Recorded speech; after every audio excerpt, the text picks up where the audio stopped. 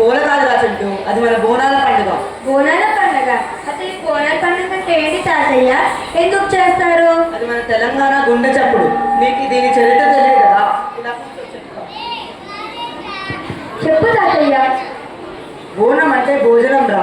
ఆషాఢ మాసంలో అమ్మవారు మన పుట్టింటికి వస్తారని మన నమ్మకం.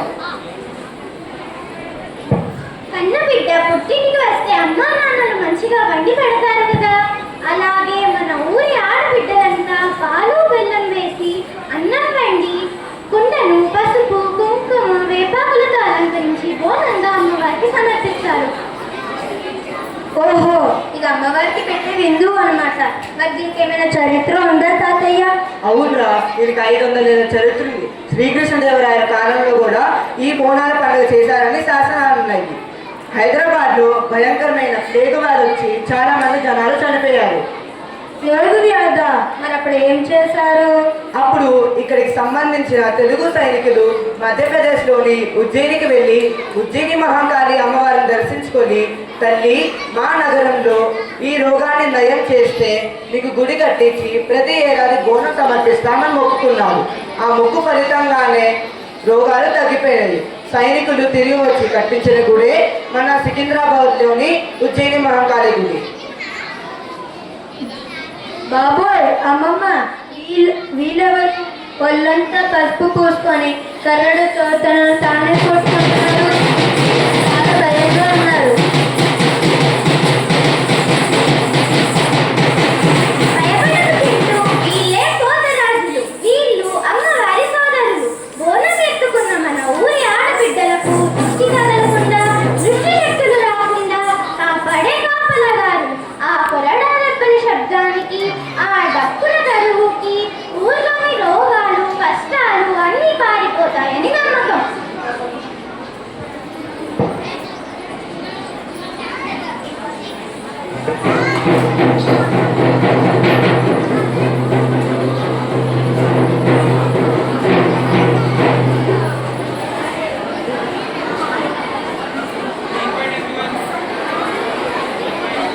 తాతయ్య, ఈమెందుకు కుండ మీద నిలబడింది?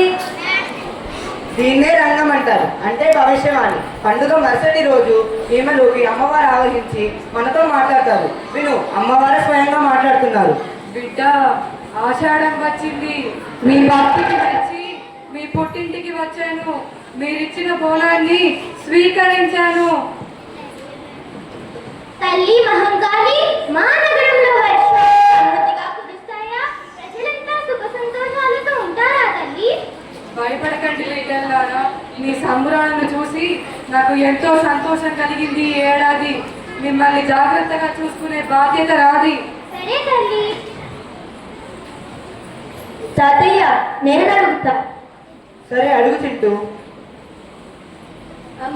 అమ్మ, నేను గౌతమి విద్యాక్షేత్ర పాఠశాలలో చదువుతున్నాను. మా పాఠశాల గురించి మీరు చెప్పండి. మీ పాఠశాలకు ఏమైందిరా? అది చాలా గొప్పది. ప్రతి సంవత్సరం లాగానే ఈ సంవత్సరం కూడా వారి ప్రతిభను చాటుతున్నారు. గౌతమి విద్యాక్షేత్రలో విద్యతో పాటు సంస్కారం, క్రమశిక్షణను కూడా సమానంగా నేర్పిస్తారు. అదే ఈ పాఠశాల గొప్పతనం. విద్యార్థుల ప్రతిభను వెలికి తీయడానికి చదువుతో పాటు క్రీడలు, కళలు, సాంస్కృతిక కార్యక్రమాలకు కూడా సమానమైన ప్రాధాన్యతను ఇస్తున్నారు. గురువులు ప్రేమతో, ఓర్పుతో బోధిస్తూ ప్రతి విద్యార్థి అభివృద్ధికి కృషి చేస్తున్నారు. అందుకే ఈ పాఠశాల మరింత అభివృద్ధి చెంది మంచి పేరు ప్రతిష్టలు సంపాదించి ప్రతి విద్యార్థి ఉన్నత శిఖరాలకు చేరుకోవాలని, ఆ అమ్మవారి ఆశీర్వాదం ఉండాలని మీ శారదాదేవి ఆ శారదాదేవిని కొలుస్తుందిరా. చాలా సంతోషం అమ్మా. అంతేకాదు, విద్యార్థులుగా మీరు కూడా కష్టపడి చదివితే దానికి తగ్గ ఫలితాన్ని నేను మీకు విజయం రూపంలో అందిస్తానురా. సరే తల్లి, అది మా బాధ్యత.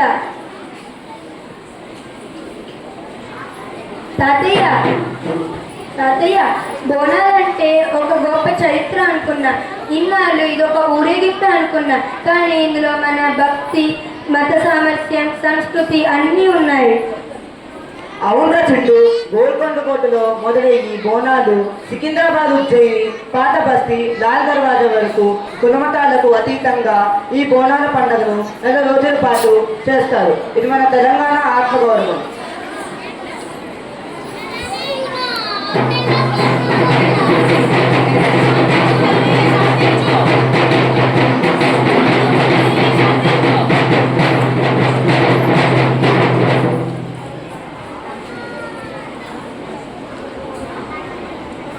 జై బోలో మహంకాళి అమ్మవారికి.